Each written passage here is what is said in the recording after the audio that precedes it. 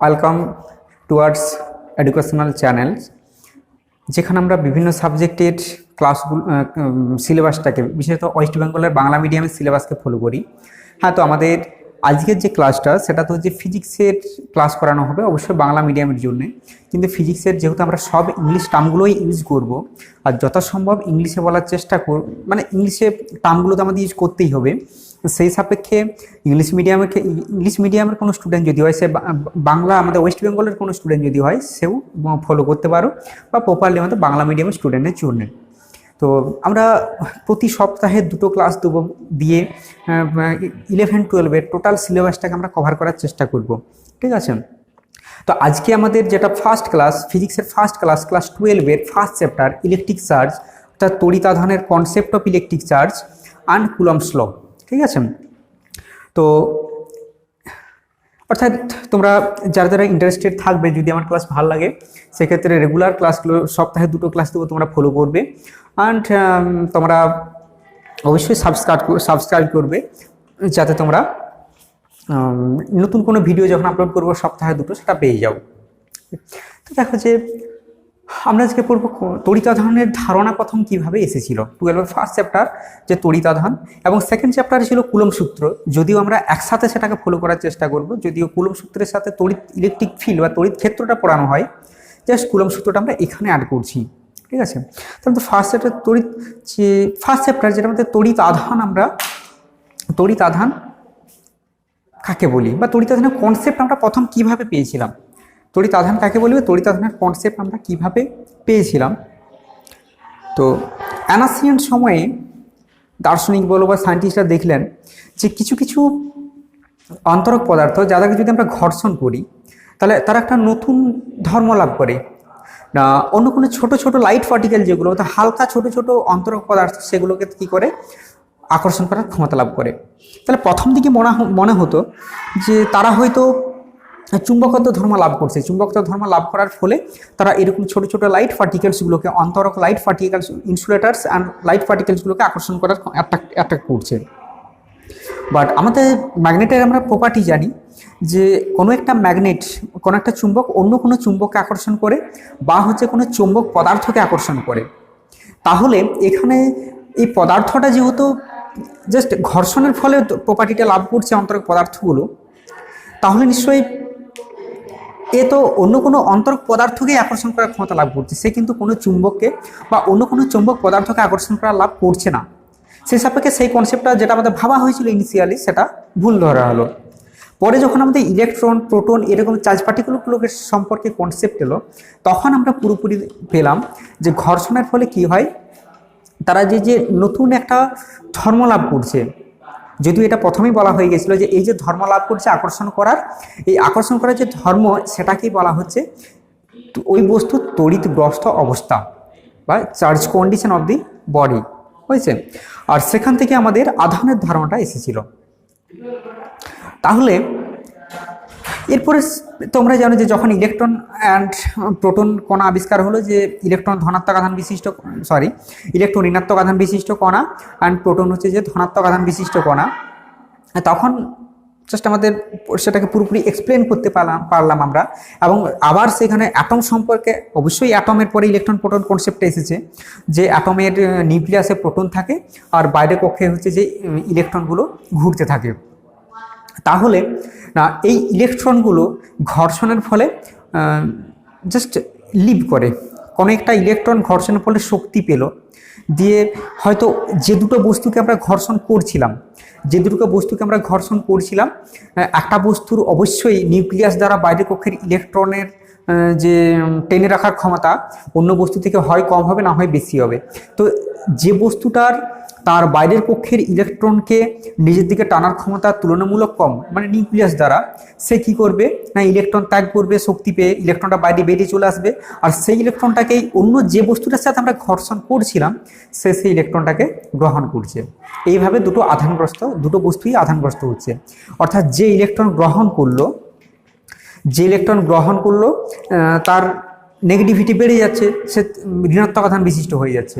আর যে ইলেকট্রন বর্জন করলো, সে তার যেহেতু ইলেকট্রন সংখ্যা কমে যাচ্ছে, অর্থাৎ তার নেগেটিভিটি কমছে, মানুষের ধনাত্মক আধান লাভ করছে। এটা হচ্ছে আমাদের জাস্ট অ্যাটমিক মেকানিজমটা, ওই ঘর্ষণের ফলে আদানগ্রস্ত হওয়ার। কি হয় দেখো, যে ভিতরে নিউক্লিয়াস আছে যেখানে প্রোটনগুলো অবস্থান করছে according to atomic structure, and বাইরের পক্ষে ইলেকট্রনগুলো ঘুরছে। এটা তো সাপোজড এটা একটা অন্তরক পদার্থ এ, আর এটা অন্য একটা অন্তরক পদার্থ বি, যার আমরা অ্যাটমটাকে দেখিয়েছি। ঠিক আছে, তো এই অ্যাটমটার এ যে আমাদের বস্তুটা, তার সেই বস্তুটার কোনো একটা পরমাণু বায়ুকক্ষের ইলেকট্রনকে নিজের দিকে টেনে রাখার ক্ষমতা যদি এই বস্তুর থেকে কম হয়, তখন সে কি করছে, এই ইলেকট্রন বর্জন করছে, ইলেকট্রন লিভ করছে, আর সেই ইলেকট্রনটাকে এই বি বস্তু গ্রহণ করছে। ফলে এ ঋণাত্মক আধানগ্রস্ত হচ্ছে, আর এ কী করছে না, ধনাত্মক আধানগ্রস্ত হচ্ছে। অর্থাৎ যে কোনো বস্তু যখন ইলেকট্রন গ্রহণ করবে বা বর্জন করবে, বা যে কোনো পরমাণু যখন ইলেকট্রন গ্রহণ করবে বা বর্জন করবে, সে আধানগ্রস্ত হবে। সো শেষমেশ তাহলে প্রথমে আমরা একটা আধান সম্পর্কে কনসেপ্ট পেলাম কি, যে কোনো বস্তু থেকে কিছু কিছু অন্তরক পদার্থকে যখন আমরা ঘর্ষণ করেছি, তারা একটা নতুন ধর্ম লাভ করছে, অন্য কোনো ছোট ছোট লাইট পার্টিকেলকে নিজের দিকে টেনে রাখার ক্ষমতা লাভ করছে, যেটা সেই ক্ষমতাটাকে আমরা বলেছিলাম তড়িৎগ্রস্ত অবস্থা, যেখান থেকে আমরা আধানের ধারণা পেয়েছিলাম। বাট এখানে কি পাচ্ছি দেখো শেষমেশ, যে আধানগ্রস্ত কোনো একটা বস্তু আধানগ্রস্ত হয়েছে, মিনিং কি না, ইলেকট্রন বা ফোটন, অর্থাৎ কোনো একটা বস্তু আধানগ্রস্ত, এটার আমরা মেনে বলবো যে ওই বস্তু হয় ইলেকট্রন গ্রহণ করেছে বা বর্জন করেছে, অর্থাৎ সে পুরোপুরি নির্ভর করছে আধান বিশিষ্ট কোনো ইলেকট্রন আর প্রোটনের উপর। এবং আরেকভাবে বলা যায় যে সে আধানগ্রস্ত হয়েছে, সেটা ইফেক্টেড হবে তখন যদি তাকে আমরা কোনো ইলেকট্রিক বা ম্যাগনেটিক ফিল্ডের মধ্য দিয়ে চালনা করি। ঠিক আছে, সুতরাং এটা আমাদের, তাহলে যেখানে আমরা পরিষ্কার পেলাম যে টু টাইপস অফ আধান আমরা পাই, একটা হচ্ছে ধনাত্মক আধান আর একটা ঋণাত্মক আধান, এবং আধানের একক আমরা বের করলাম কি, এসআই আধান, এসআই ইউনিটে আধানের একক কুলম, অ্যান্ড সিজিএস ইউনিটে আধানের একক হচ্ছে কি ইএসইউ। যেখানে আমরা যে চার্জ পার্টিকেলস অর্থাৎ আধান বহন করছে কে বললাম না, ইলেকট্রন অ্যান্ড প্রোটন। তো সেখানে ইলেকট্রনের আধান আমরা কত বলি, ইলেকট্রনের আধান is equal two 1.6 into 10⁻⁻19 coulomb, অবশ্যই নেগেটিভ ইন নেচার। আর প্রোটনের আধান আমরা কি পাই, 1.6 ইন্টু 10⁻⁻19 কুলম, অবশ্যই পজিটিভ ইন নেচার। সো দেখো যে দুটো চার্জ পার্টিকেল আধান বহন করছে, ইলেকট্রন এবং প্রোটন, তাদের আধান সমান কিন্তু বিপরীত। সেই জন্য আমরা কি বলি, কোনো পরমাণু নিস্তড়িত হয়, কারণ আমরা জানি যে কোনো একটা পরমাণু নিউক্লিয়াসে যতগুলো প্রোটন থাকে, তার বাইরে কক্ষে ঠিক ততগুলোই ইলেকট্রন থাকে, অর্থাৎ টোটাল আধানটা মোট প্রোটনের জন্য ধনাত্মক, মোট ইলেকট্রনের জন্য ঋণাত্মক, ইকুয়াল টু 0 হয়ে যাচ্ছে, যার জন্য আমরা কি বলি, পরমাণু নিস্তড়িত হয়। তাহলে আমাদের এখন দেখো যে আমাদের কি ইলেকট্রন, একটা বস্তু পুরোপুরি আধানগ্রস্ত কিভাবে হচ্ছে, হয় ইলেকট্রন গ্রহণ করে, না হয় ইলেকট্রন বর্জন করে। প্রোটনের তো কোনো গল্প নেই, কারণ প্রোটনটা নিউক্লিয়াসে অবস্থান করছে, সে তো নিউক্লিয়াস ছেড়ে কখনো বাইরে বেরোচ্ছে না। তাহলে একটা বস্তু কত আধান গ্রহণ পাচ্ছে পুরোপুরি ডিপেন্ড করছে সে কতগুলো ইলেকট্রন গ্রহণ করছে বা কতগুলো ইলেকট্রন বর্জন করছে। অর্থাৎ সাপোজ আমরা যদি বলি যে একটা বস্তু দুটো ইলেকট্রন গ্রহণ করেছে, কোন একটা বস্তু বা কোন একটা পরমাণু দুটো ইলেকট্রন গ্রহণ করেছে, মানে সে কতটা ঋণাত্মক আধান লাভ করবে, 2 ইন্টু 1.6 ইন্টু 10⁻⁻19 কুলম। আর আমরা যদি বলি যে কোনো একটা পরমাণু বা কোনো একটা বস্তু দুটো ইলেকট্রন বর্জন করেছে, মানে আমরা বলি সে কতটা ধনাত্মক আধান লাভ করেছে, same 2 into 1.6 into 10⁻⁻19 coulomb. So দেখো যে কোন একটা বস্তু কত আধান লাভ করছে পুরোপুরি নির্ভর করছে যে ইলেকট্রনের সংখ্যার উপর। তার জন্য আমরা আধানকে কি বলি, কোয়ান্টাইজড বলি। আমরা কোয়ান্টাম রাশি সম্পর্কে জাস্ট একটুখানি বলেই দিই, যদিও আমাদের এটা কোয়ান্টামের ক্লাস নয়। যে কোয়ান্টাম রাশি আমরা সেগুলো কি বলি, যেগুলো একটা নির্দিষ্ট প্রাথমিক মানের সরল গুণিতক আকার আমরা পাই। যেমন যদি আমরা টাকার ক্ষেত্রে বলি, না দেখো 10 টাকা বললে এখন বর্তমান সময়ে 1 টাকার সরল গুণিতক, তাই তো। 10 × 1 টাকা। এ কীভাবে দেখো যে কত আধান লাভ করলো, সেটা ইলেকট্রনের সংখ্যার অর্থাৎ ইলেকট্রনের যা আধানের মান, সে আধানের মানের সরল গুণিতক। যদি দুটো ইলেকট্রন গ্রহণ করে তাহলে তো ঋণাত্মক আধানের মান কত না এটা। সেই জন্য আমরা আধানকে কি বলছি, কোয়ান্টাইজড বলছি, অর্থাৎ যে কোনো বস্তুর আধানের মান ইলেকট্রনের আধানের মানের সরল গুণিতক। এই কোশ্চেনটা তোমাদের প্রায়ই পড়ে যে আধান কোয়ান্টাইজড কেন, আধানকে কোয়ান্টাম রাশি বলা হয় কেন। কোশ্চেনটা নোট ডাউন করে নেবে একটু, আমাদের প্রায়ই পড়ে। তাহলে কোন একটা বস্তুর আধান আমরা কিন্তু যা কিছু বলতে পারি না, নিয়ম অনুসারে অবশ্যই সেই বস্তুর আধান, সেই বস্তুর মোট আধানটাকে ইলেকট্রনের আধানের মানের সরল গুণিতক হওয়া দরকার। আমরা যদি এমনি এমনি বলে দিই, যেটা তোমাদের শর্ট কোশ্চেন পড়ে মাঝে মাঝে, যে কোনো একটা বস্তুর আধান 349 × 10⁻⁻19 কুলম কি হতে পারে, নোট ডাউন করবে, এটাও তোমাদের কোশ্চেন পড়ে মাঝে মাঝে। কোনো বস্তুর আধান 3.9 × 10⁻⁻19 কুলম, এটা কি হতে পারে? আমরা বলবো পারে না। কেন না, ইলেকট্রনের যে আধানের মান সেটা দিয়ে যদি ভাগ করার ফলে কোনো ভাগশেষ না থাকে, অর্থাৎ মিলে যায়, তাহলে বলবো মিলে গেলে বলবো যে ওই আধানটা ইলেকট্রনের মানের সরল গুণিতক, অর্থাৎ কোনো বস্তুর আধান এটা হতে পারে। আর যদি ইলেকট্রনের আধান দিয়ে ভাগ করার পরে না মিলে, তাহলে বলবো নিশ্চয়ই ওই আধানের মানটা ইলেকট্রনের আধানের মানের সরল গুণিতক নয়। সেই সাপেক্ষে বলবো কোনো বস্তুর আধান এটা হতে পারে না। ঠিক আছে, এটাও তোমাদের শর্ট কোশ্চেন পড়ে। নেক্সট, যাক আধান সম্পর্কে আমরা আর বেশি কিছু জাস্ট এগোবো না, আমরা কুলম সূত্রে যাওয়ার চেষ্টা করছি এখান থেকে। যে তাহলে আমরা শেষমেশ কি দেখলাম, ধনাত্মক আধান যে কোনো বিপরীত আধান, অর্থাৎ একটা ধনাত্মক একটা ঋণাত্মক পরস্পরকে আকর্ষণ করে, আর যে কোনো দুটো সম আধান দুটোই ধনাত্মক বা দুটোই ঋণাত্মক পরস্পরকে বিকর্ষণ করে, অর্থাৎ বিপরীত আধান পরস্পরকে আকর্ষণ করে, তাই তো। বিপরীত আধান পরস্পরকে আকর্ষণ করে আর সম আধান পরস্পরকে বিকর্ষণ করে, অর্থাৎ same charge repels to each other and opposite charge are attract to each other. Okay, তাহলে দুটো সেটা সম আধান হোক বা বিপরীত আধান হোক, মেন ব্যাপার হচ্ছে তারা পরস্পরকে আকর্ষণ বা বিকর্ষণ করছে। তো আমাদের নেক্সট স্টেপ হচ্ছে যে তাহলে দুটো আধান যে পরস্পরের উপর বল প্রয়োগ করছে, সেটা আকর্ষণ বল বা বিকর্ষণ বল যা কিছু হতে পারে, that depends on the nature of the charge. তাহলে এই বলের মানটা কত, এই বলের মানটা আমাদের বের করতে হবে, যে আকর্ষণ বা বিকর্ষণ বলের মান কত। তো এই আকর্ষণ বা বিকর্ষণ বলের মান কত, সেটা প্রথম কে পুরোপুরি ভালোভাবে ব্যাখ্যা করেছিলেন না, কুলম্বস, বিজ্ঞানী কুলম্ব, তাই তো। তিনি বিভিন্ন এক্সপেরিমেন্ট করে এই থিওরিটা দিয়েছিলেন, পুরোপুরি এক্সপেরিমেন্টাল থিওরি। বিভিন্ন এক্সপেরিমেন্ট করে দেখেছিলেন যে দুটো আধানের মধ্যে যে আকর্ষণ বা বিকর্ষণ বলের মান সেটা কিভাবে ডিপেন্ড করছে। যদিও তিনি জাস্ট ব্যাপারটা বলেছিলেন, এটা জাস্ট একটা হিস্ট্রি, যে তিনি ব্যাপারটা ভালোভাবে বলেছিলেন যে দুটো আধান পরস্পরকে আকর্ষণ করে বা বিকর্ষণ করে সেটা কার উপর মোটামুটি নির্ভর করে। তো সেটাকে পুরোপুরি সূত্র আকার প্রকাশ করেছিলেন কি তারপরের বিভিন্ন সায়েন্টিস্ট, যদিও তিনিই প্রথম ভালোভাবে এক্সপ্লেন করেছিলেন ব্যাপারটাকে, সেই জন্য এটাকে কুলম্ব সূত্রেই বলা হয়। তাহলে আমরা কি পড়বো, কুলম্ব সূত্র তাহলে আমরা কোথায় ব্যবহার করছি। ফার্স্ট যে কোনো থিওরি বা ফর্মুলা পড়ার আগে আমাদের ফার্স্ট জানতে হবে যে সে থিওরিটার অ্যাপ্লিকেশন কি, কোথায় আমরা অ্যাপ্লিকেশন করছি, থিওরিটা আমরা পড়বো কেন। তাহলে জাস্ট আমরা রিপিট করছি যে কুলম্ব সূত্র আমরা কি জন্য পড়বো না, দুটো আধান যে পরস্পরের উপর বল প্রয়োগ করে সে বলের মানটা আমরা নির্ণয় করব। অর্থাৎ যে কোনো বিশেষত স্থির আধান এবং বিন্দু আধান, এটা জাস্ট মাথায় রাখা উচিত। কুলম্ব সূত্র স্থির আধান এবং বিন্দু আধানের ক্ষেত্রেই প্রযোজ্য। তাহলে আধানের মধ্যে আকর্ষণ বা বিকর্ষণ বল সংক্রান্ত কুলম্বের সূত্র, কুলম্ব সূত্র।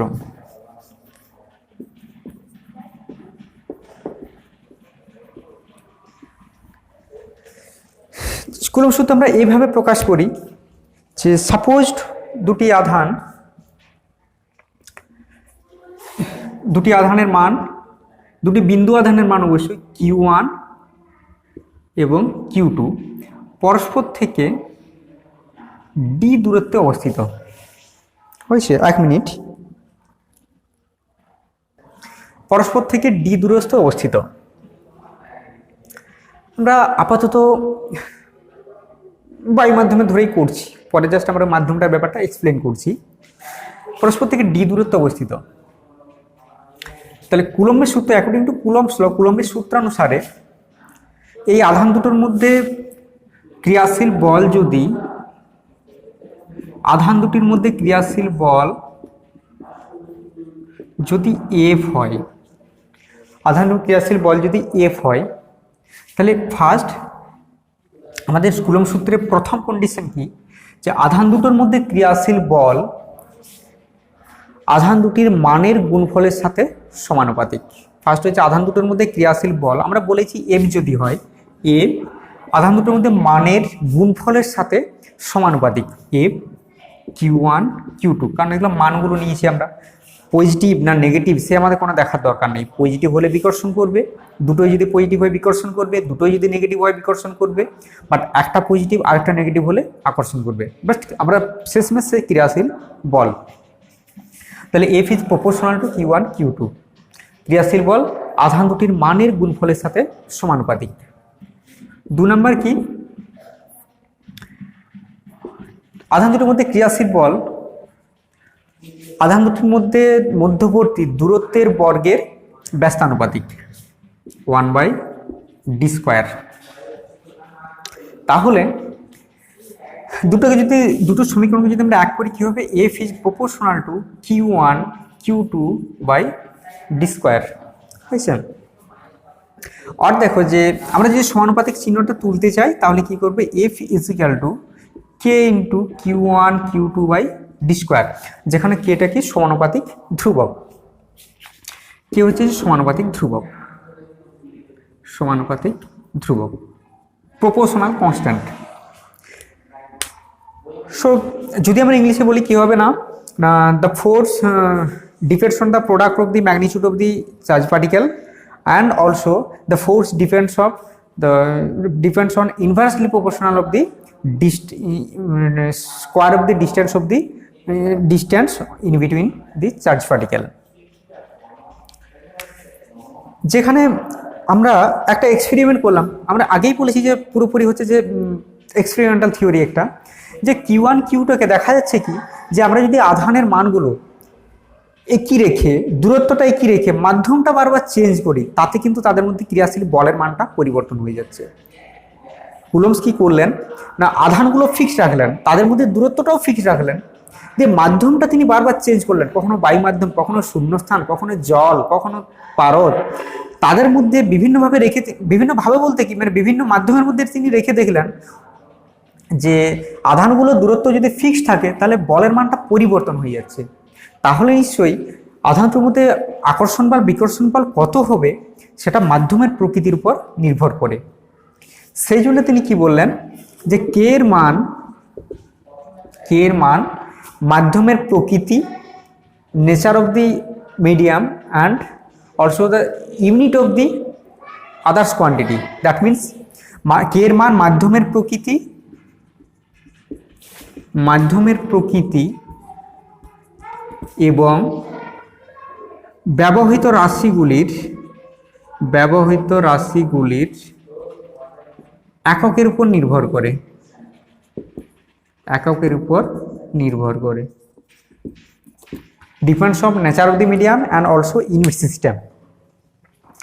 যেখানে তিনি দেখলেন কি, যে শূন্যস্থানের জন্য, ফ্রি স্পেসের জন্য বা বায়ু মাধ্যমের জন্য কে কত হয়, কে ইজ ইকুয়াল টু 1/4πε0, যেখানে এপসাইলনকে আমরা কি বলি, মাধ্যমের তড়িৎ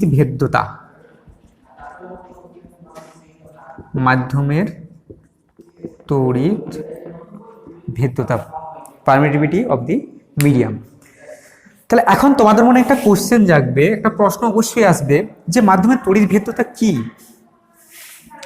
না। মাধ্যমের তড়িৎ ভেদ্যতা হলো এমন একটা রাশি, যে যদি আমরা তড়িৎ ক্ষেত্র পড়াইনি, বাট তোমাদের যদি একটু কনসেপ্ট আছে, যে সাপোজ একটা আধানের সামনে আমরা একটা বস্তুকে রাখলাম, তো সেই আধানটার জন্য বস্তুর ভিতরে যে পরমাণুগুলো আছে, আমরা জানি ওই আধানটা যদি ধনাত্মক হয় তাহলে পরমাণুর যে ইলেকট্রন তার কাছে আকর্ষণ করবে আর নিউক্লিয়াসটাকে বিকর্ষণ করবে। অর্থাৎ পরমাণু এই চার্জ পার্টিকেলটার জন্য সামনের পদার্থের পরমাণুগুলো নিজেদেরকে নতুন করে সজ্জিত করবে। এই যে নিজেদেরকে নতুন করে সজ্জিত করার ক্ষমতা, এই ক্ষমতাটাকে মাধ্যমের তড়িৎ ভেদ্যতা দিয়ে প্রকাশ করা হয়। আবার যদি ডিটেলসে বলি যে কোনো একটা মাধ্যমকে যদি আমরা কোনো এক্সটার্নাল ইলেকট্রিক ফিল্ড, কোনো বহিস্থ তড়িৎ ক্ষেত্রের মধ্যে যদি রাখি, তাহলে ওই তড়িৎ ক্ষেত্র অনুসারে এই মাধ্যমের পরমাণুগুলো নিজেদেরকে সজ্জিত করে। এই যে নিজেদেরকে সজ্জিত করার ক্ষমতা, এটা হচ্ছে মাধ্যমের তড়িৎ ভেদ্যতা দিয়ে প্রকাশ করা হয়। ঠিক আছে, যদিও আমাদের ফার্স্ট চ্যাপ্টারে আবেশ চ্যাপ্টারটা ছিল তড়িৎ আবেশ, আমরা জাস্ট কুলম্ব সূত্রটা এখানে স্টার্ট করার জন্য তড়িৎ আবেশটাকে স্কিপ করে এসেছি, হয়েছে। তাহলে মাধ্যমের তড়িৎ ভেদ্যতা, যেখানে শূন্যস্থানের ক্ষেত্রে মান কত হয়? শূন্যস্থানের ক্ষেত্রে মান হয় 8.854 × 10⁻⁻12 এসআই ইউনিট। অবশ্যই এই যে বললাম এককের প্রকৃতির উপর নির্ভর করে, অবশ্যই এসআই ইউনিটের উপরে। সিজিএস হলে আলাদা ভ্যালু দেবে। তাহলে দেখো, তাহলে শেষমেশ আমাদের যেটাকে বলছে শূন্যস্থানের তড়িৎ ভেদ্যতা বা বায়ু মাধ্যমের তড়িৎ ভেদ্যতা। কারণ কি, শূন্যস্থানের তড়িৎ ভেদ্যতা আর বায়ু মাধ্যমের তড়িৎ ভেদ্যতা প্রায় সেম হয়। তাহলে এখান থেকে দেখো আমরা এফটা কি লিখতে পারি, কে ইজ ইকুয়াল টু, মানে কেটা 1/4 শূন্যস্থানের জন্য, অবশ্যই শূন্যস্থানের জন্য 4πε0। এপসাইলনের ভ্যালুটা যদি আমরা এখানে বসিয়ে দিই তাহলে মান দেয় কত, 9 × 10⁻9 এসআই ইউনিট। অবশ্যই সবসময় এসআই ইউনিট, আমরা ইউনিটটা পরে বের করবো, যার জন্য এখন শুধু এসআই করে লিখছি। তাহলে শেষমেশ আমাদের কুলম্ব সূত্রটা শূন্যস্থানের জন্য কি আসছে না, দুটো আধানের মধ্যে ক্রিয়াশীল বল F = 1/4πε0 Q1 Q2/r² অর সমান 9 × 10⁻9 Q1 Q2/r², যদি আমরা আধানগুলোকে এবং তাদের মধ্যে দূরত্বকে এসআই এককে প্রকাশ করি, বুঝছেন। এখন তাহলে তড়িৎ ভেদ্যতার একক কি হবে? আমরা যে একটা নতুন রাশি পেয়েছি তড়িৎ ভেদ্যতার একক, দেখো আমরা এখানে পেয়েছি যে, আচ্ছা 1 মিনিট, যে তাহলে যে কোনো মাধ্যমের জন্য আমরা শূন্যস্থানের জন্য তড়িৎ ভেদ্যতাকে ε0 দিয়ে লিখি, আর যে কোনো মাধ্যমের জন্য আমরা শুধু এপসাইলন দিয়ে লিখি, ঠিক আছে। তাহলে সেই ক্ষেত্রে কুলম্ব সূত্র কি আসবে, F = 1/4πε, যে কোনো মাধ্যমের জন্য আমরা, যে কোনো মাধ্যমের মধ্যে জলও হতে পারে, পারদও হতে পারে, যা কিছু হতে পারে, সেক্ষেত্রে 1/4πε Q1 Q2/r², যে কোনো মাধ্যমের জন্য, তাই তো। তাহলে যে কোনো মাধ্যমের জন্য 1/4πε Q1 Q2/r²।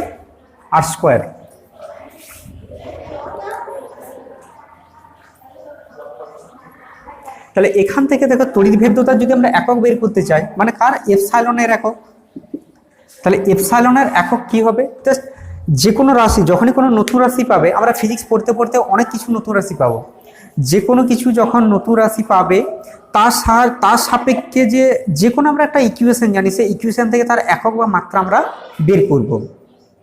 তাহলে এখানে এপসাইলনের একক সমান আমরা কি বলতে পারি, দেখো না, যদি জাস্ট সমীকরণটাকে আমরা একটু সাজিয়ে লিখি, তাহলে এপসাইলন সমান কি হবে, 1/4π × Q1 Q2/f × r²। তাহলে এটা তো কনস্ট্যান্ট টার্ম, এর কোনো একক হয় না। তাহলে এপসাইলনের একক সমান আর কি বলবো, দেখো আধানের একক, দুটো আধান আছে, তাহলে আধানের এককের স্কোয়ার ডিভাইডেড বাই বলের একক unit of force, unit of charge divided by বলের একক unit of force and unit of ডিস্টেন্সের স্কোয়ার, অর্থাৎ দূরত্বের একক এর স্কোয়ার। সো কি আসছে না, কুলমের স্কোয়ার, আমরা একটু আগে পড়লাম আধানের এসআই একক হচ্ছে কুলম, যদি আমরা এসআই পদ্ধতিতে বের করি in SI unit, coulomb square by newton into দূরত্বের এসআই একক হচ্ছে মিটার স্কোয়ার। সো কি আসছে coulomb square newton inverse metre inverse 2, তাই তো। কুলম্ব এনটা নিচে ছিল বলে উপরে -1 আর এমটা নিচে ছিল -2 হয়ে গেছে। তাহলে আমরা একটু আগে যেটা আমরা এসআই করে লিখে রেখে দিয়েছিলাম, দেখো যে এপসাইলন নটের মান কত 8.854 ইন্টু 10⁻⁻12, ইউনিটটা বসিয়ে দেবো coulomb square newton inverse metre inverse 2 হয়েছে। আবার কে এর ভ্যালুটার জায়গাতেও যদি আমরা বসাই K is equal to 9 into 10⁻9, just দেখো এর উল্টোটা, কারণ কে সমান সমান আমরা জানি কে সমান সমান 1/4 নট ইজ নট। তাহলে দেখো এখানে ফোর পাইটা তো কনস্ট্যান্ট, তাহলে কে এর এককটা পুরোপুরি ডিপেন্ড কার উপর করছে, এপসাইলনের উপর ডিপেন্ড করছে। তাহলে এপসাইলনটা আবার 1 আকারে আছে, তাহলে 1 আকারে যেহেতু এপসাইলনের সাথে কে এর সম্পর্ক, তাহলে কে এর একক কি হবে, এপসাইলনের যা একক ঠিক তার উল্টোটা। তাহলে কি আসবে, কে এর একক হবে উল্টোটা হবে জাস্ট। তাহলে নিউটন করো -1 ছিল প্লাস, মিটার স্কোয়ার করো -2 ছিল প্লাস, আর কুলম্বটা প্লাস ছিল সেটা -2 হয়ে যাবে।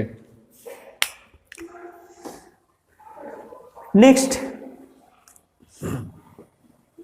তাহলে মাত্রা কি হবে, শূন্যস্থানের তড়িৎ ভেদ্যতা যে তার মাত্রা কি করব আমরা, সেম এখান থেকে বের করব এপসাইলনের মাত্রা।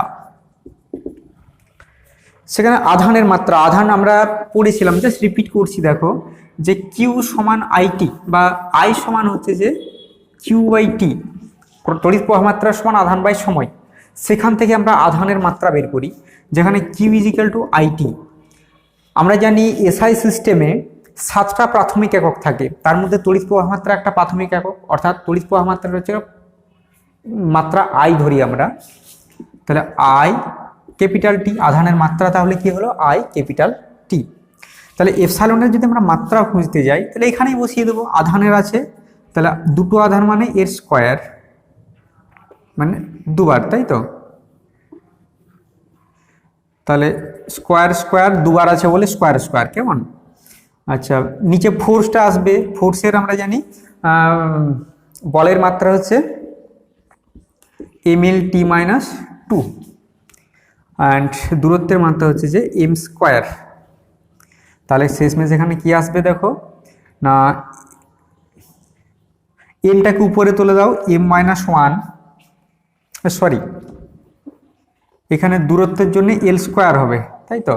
তাহলে চার্জের জন্য IT I²T² mL/T-2 and L square, দূরত্বের স্কোয়ারের জন্যে। তাহলে এমটা উপরে উঠলে -1 হলো। আচ্ছা, এখানে এল একটা আছে, এখানে দুটো আছে, মানে L-3। আচ্ছা দেখো এই আইটা তো উপরে আছে স্কোয়ার, আর নিচে T-2 ছিল, সেটা উপরে উঠে প্লাস হয়ে যাবে, মানে T4। তাহলে m-1 L-3 উপরে উঠছে I-2 T4, এটা আমাদের তড়িৎ ভেদ্যতার মাত্রা। তাহলে এত মাত্রা আমাদের জাস্ট মুখস্থ রাখা সম্ভব নয়, তার সাপেক্ষে আমাদের ইকুয়েশন থেকে বের করে নিতে হয়। ওকে, আমরা কুলম্ব সূত্রের অ্যাপ্লিকেশন বা হচ্ছে চার্জ সম্পর্কে আবার কিছু নেক্সট ক্লাসে করব। আজকে আমাদের এখানে পর্যন্তই থাক। তোমাদের যদি ক্লাস ভালো লাগে অবশ্যই সাবস্ক্রাইব করবে। আমরা কথা দিচ্ছি প্রতি সপ্তাহে 2টো করে ক্লাস দিয়ে আমরা 12-এর বা 11-এর ক্লাসটাকে, জেনারেলি 12টাকে ফলো করার চেষ্টা করছি, পরে 11টা দেবো। 12-এর ক্লাসটাকে আমরা টোটাল সিলেবাসটাকে শেষ করব অবশ্যই ওয়েস্ট বেঙ্গল বোর্ডের। আর বারবার বলছি আমাদের বাংলা মিডিয়াম স্টুডেন্টদের জন্য, হ্যাঁ এবারে ইংলিশ টার্মগুলো আমরা ইউজ করছি, সে সাপেক্ষে বাংলার কোনো যদি ইংলিশ মিডিয়ামের স্টুডেন্ট হও সেও ক্লাসগুলো ফলো করতে পারো। সপ্তাহে 2 ডেজ আমরা দেবো, মোস্টলি টিউসডে সানডে, মনে টিউসডে, ওয়েডনেসডে অ্যান্ড সানডে, এই 2টো ডেট দেখে।